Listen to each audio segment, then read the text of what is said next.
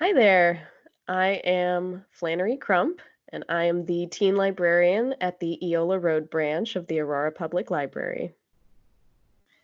And I'm Megan Cavett, and I'm the Adult Services Librarian at the Eola Road branch of the Aurora Public Library. Today, Flannery and I have teamed up to suggest some digital comics that both teens and adults can enjoy using the digital services provided by APL. So to get started, we've each picked out two titles for you. Flannery, why don't you tell us a little bit about your title? Sure thing. The first title that I selected is Harley Quinn Breaking Glass. It's written by Mariko Tamaki. She is also the author of This One Summer and Laura Dean Keeps Breaking Up With Me. And this comic is illustrated by Steve Pugh. He's worked on a lot of different projects, especially within DC, including Preacher, Hotwire, and Animal Man. This book was a really fun retelling of the Harley Quinn story. It focuses less on capes and crusaders and more on family. In this reworking, Harley is an orphaned teenager who is basically living on the streets until she's taken in by a drag queen named Mama, and she invites Harley to live above the cabaret that she owns. When gentrification threatens to close the cabaret, rebellious Harley decides to take matters into her own hands. She has help from her activist friend Ivy, aka Poison Ivy, if you know your comics. She also has help from a mysterious vigilante. So, why would teens enjoy this book? Well, obviously, it's very fun. It's got comedy and action, everything you could want. It's also got a lot of themes that I think teens will really relate to, especially for anybody who has a non traditional family. This book is all about families that we choose and how communities can rise up and help each other, acting as a family. It'll also appeal to the activist spirit in today's teens. I'm sure a lot of teens can relate to the feeling of being ignored by the system, feeling underserved. Uh, and it's also really fun to see a Harley Quinn origin story that feels true to the core of who Harley Quinn is. She's spunky, she's funny, she's lighthearted, but she's also serious and she has a lot of anger, which is also very relatable. It's very unique to see this kind of alternate universe retelling. And it's nice that her story doesn't completely center around the Joker, which has traditionally been the way that Harley Quinn stories are told, but that's been changing a lot in recent years. Adults will also enjoy this title because adult DC fans can enjoy the more lighthearted, upbeat nature of this story, especially when so many Harley Quinn stories revolve around domestic abuse in some ways. So it's refreshing to see a story that depicts her as young and fun and passionate. Mariko's Harley is bubbly and silly, but also fierce and firm in her convictions. And adults will also enjoy the themes of community activism and found family just as much as teens can. If you have a teen in your life, or if you are adults and teens and you're reading this together, we've come up with a couple of discussion questions for each of our titles. And my discussion questions for this book are: how would you have responded if you were in Harley's shoes? Would you choose the path of giving into anger and striking back with violence against a corrupt system? Or would you choose to stand with your family and your community, creating change within the bounds of the law? You could also have an important conversation about toxic relationships and how to decide if a person is good for your life, because there are elements of that in this book as well. Like I said, found family, figuring out the people that you want to surround yourself with. So that is my recommendation, something that both teens and adults will enjoy. So now I will hand it over to Megan for her title. So for my first recommendation, I also picked a superhero title. I picked Spider-Man Miles Morales, written by Brian Michael Bendis, pencils by Sarah Pichelli, and then additional art assists, inks by Gaetano Carlucci, colors by Justin Ponsor, and lettering by Corey Pettit. This is actually one of the Hoopla bonus borrows. So if you have a Hoopla digital account, which all of these comics are available through, this actually doesn't count towards your borrow total right now. I love, excuse me, I love Miles Morales. It's essentially the Spider-Man story that we know and love. Teenager in New York City, gets spider powers, decides to use it to fight crime. Miles exists in the same universe as the original Spider-Man, Peter Parker. So those are pretty big shoes to fill, especially because Peter's not like retired or, off doing other things. Peter's there. He's a part of the story too. So it's about Miles trying to create his own identity. He's struggling to keep his powers a secret from his family. He goes to a magnet school that he has to juggle with his crime fighting. And maybe sometimes he wants to flirt with girls. He's not very good at it, but he's trying. And I think that teenagers would really enjoy this book because it brings Spider-Man back to his roots as a high school student, struggling with superpowers in addition to normal teenage problems. When the character of Spider-Man first came out, that was sort of the big innovation of the character. At the time, most superheroes were adults. So it was just very different to have a teenage boy who was put in this position of trying to navigate all of these worlds. And I think that the version of New York in this book is a more diverse cast, starting with Miles himself, who has an African-American father and a Hispanic mother, and speaks both English and Spanish at home. I think that resembles the world as it increasingly is and the world that many teens know.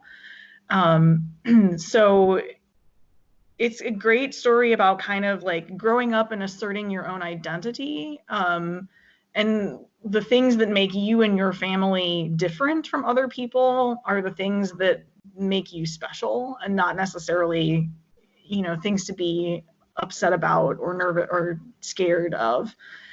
I think adults would really like this book because a lot of them have grown up with the original Spider-Man, who has also grown up along with them. Peter Parker has become an adult. He got a college degree. He got a job. He got married. But it is nice to kind of see Spider-Man come back to his roots as a teenage character, to help pass that along to a new generation of Spider-Man fans. There's a lot of old favorite characters in this book. Black Cat is there, several members of the Avengers. So there's a lot of familiar faces, but it is just a really joyful book that stands on its own. It's got really dynamic art. Sarah Pichelli does a great job of differentiating Miles and all of the different characters. And the color work on this book is just astounding.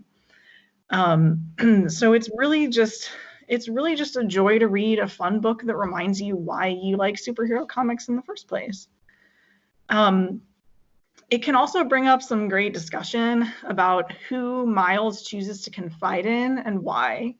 Who does he talk to about his superpowers? Who does he talk to about his more typical problems? And why does he feel comfortable talking about those specific problems with those specific people? And it's a great, there's the question of he's hiding his superhero identity from his parents. And so I think it creates an interesting opening to talk about, who are the trusted people in your life and for what subjects.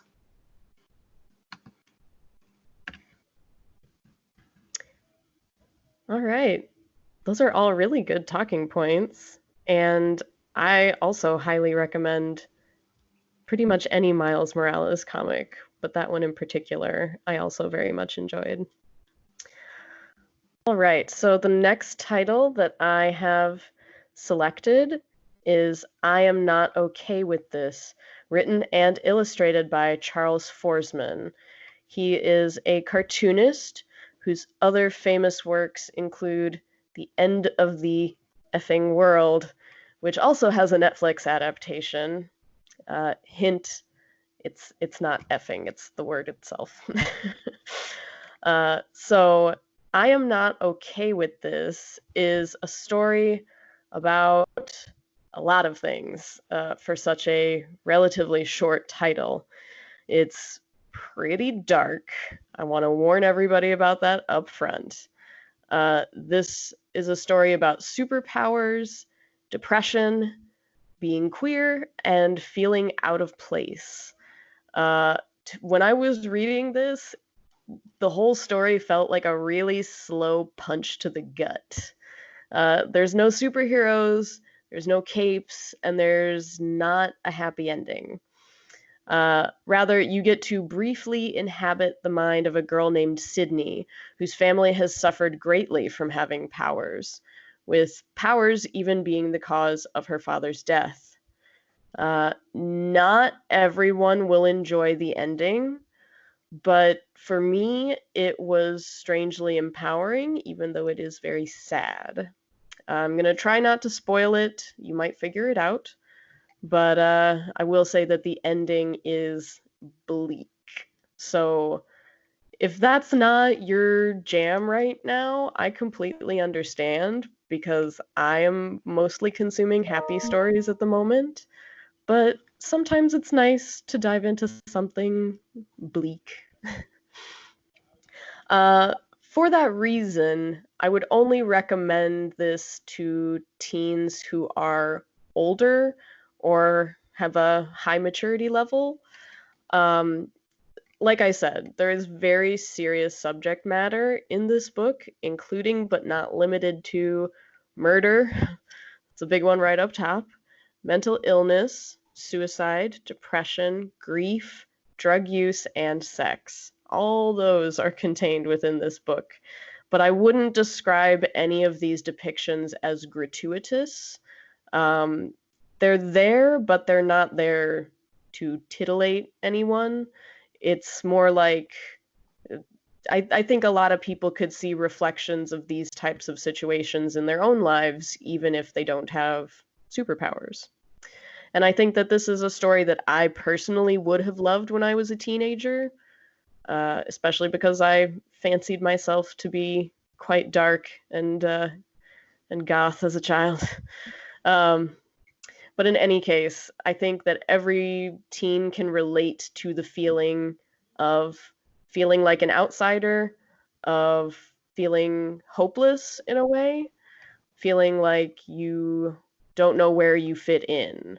The main character has a hard time deciding where she fits in with her family, with her friends, with the other people that she knows who have superpowers.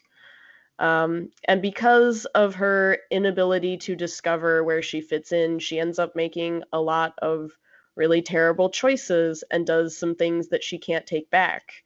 And I think that's also something that a lot of readers of every age will be able to relate to. I think we've all gone through stuff like that. And I think many readers will relate to her, even if they might not relate to all of the decisions that she makes. Um, it's almost like while you're reading it, you feel bad for the main character and you almost pity her, but you can still see I could still see a lot of myself in her. And sometimes reading very dark stories can be strangely cathartic in a way. But I would definitely advise caution if you don't think that it's something that would be good for you right now. This story is also a painfully accurate depiction of how awkward it can be to navigate being queer when you're young and when you don't have any guidelines for how to deal with that. If you don't have any role models in your life that show you how relationships work when you're queer. And that can also be an incredibly isolating feeling, whether or not you have superpowers. Uh, Adults will definitely enjoy this title as much, if not more, than teens, because I think adults will be able to look back on their life through the lens of someone who lives long enough to see that it gets better.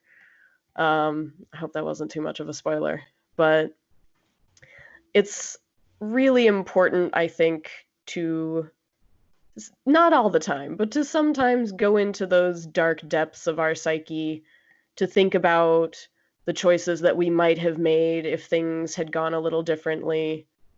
And at least for me, it can be empowering and enriching to think about.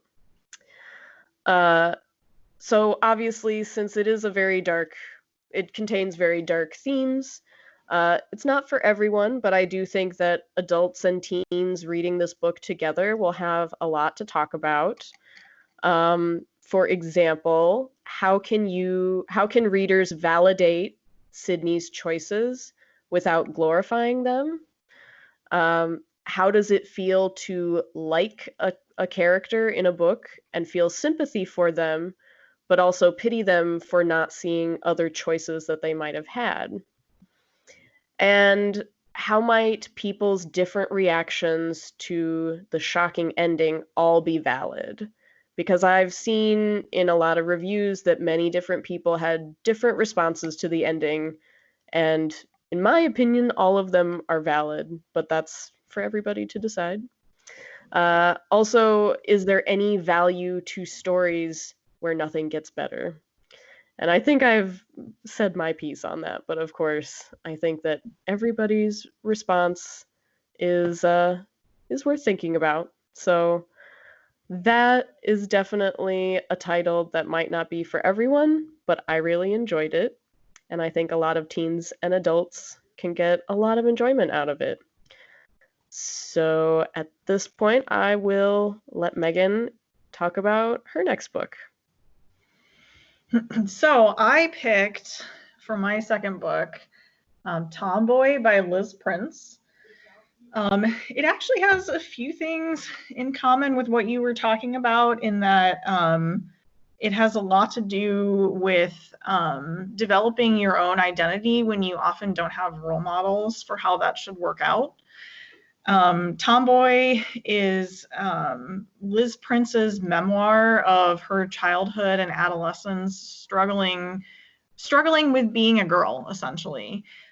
She hates wearing dresses. She doesn't like traditionally feminine activities like playing with makeup or Barbie dolls. But she also doesn't count as one of the boys, really. They don't treat her like one of them. And even though her parents support her, she feels like she constantly has to navigate a world that wants to impose its own definitions on her. So it's about her as she grows up, how her concept of herself and her gender changes over time, and a lot of the external forces and pressures that she encounters that have to do with her gender and how those weigh on her and her decision making. I think that teens would really like Tomboy, teens of all ages, because even if you feel comfortable with your own gender, or if you feel like you have a more accepting community around you, there's always a lot of internal struggle and external pressure related to the desire to conform. So even if it doesn't have to do with gender necessarily, everyone understands kind of the pressure of being, on the schoolyard at recess and wanting to fit in and just wanting to play with the other kids, without sacrificing everything that you want to do. A lot of adults, Liz Prince is actually in her 30s. So I think that a lot of adults of that age group will kind of identify with the environment that she lives in. If you grew up in suburbia in the 80s and you loved the Ghostbusters, like that, Liz Prince's childhood may have been your childhood. So a lot of adults may have gone through the same or similar struggles with their gender identity or some other aspect of their identity. But when they were younger, they may have lacked the support or the vocabulary to talk about it. And I think now we see a lot more media, including this book, that gives us the vocabulary to begin talking about it. Or if you felt really comfortable as a kid and you really felt like you fit in, this may give you some insight into people who struggle with fitting in some way. So for discussion for this book, there's a lot of little anecdotes and a lot of things you can talk about related to gender expression and sexuality. One scene that really stood out to me is Liz is the only girl on her Little League team when she's in the 5th or 6th grade. And she feels like she has to distinguish herself from other girls in the eyes of her Little League team especially. And my question is why? Why does she feel like she has to set herself apart? And how do you think that this impacts her ability to form friendships with both boys and other girls?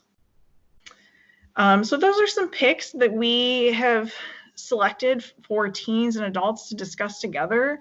All of these books are available on Hoopla if you have an Aurora Public Library card. If you have any questions for us, feel free to get a hold of us on Facebook, Instagram, or YouTube, or visit aurorapubliclibrary.org. Thanks so much.